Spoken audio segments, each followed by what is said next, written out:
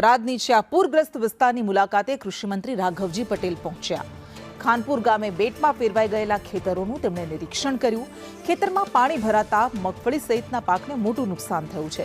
રાઘવજી પટેલે ખેડૂતો સાથે સંવાદ પણ કર્યો।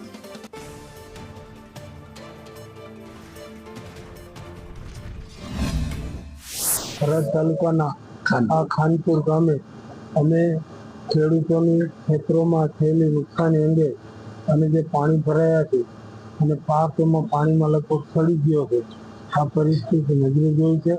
હજી આજ અને કાલ 2 દિવસ સુધી બનાસકાંઠા, પાટણ અને પછી છેલ્લે કચ્છના રાપર તાલુકામાં જ્યાં જ્યાં આ અતિવૃષ્ટિની અસર હતી તે તમામ વિસ્તારોમાં અમે આ પરિસ્થિતિ જાત નિરીક્ષણ કરવા જવાના છીએ।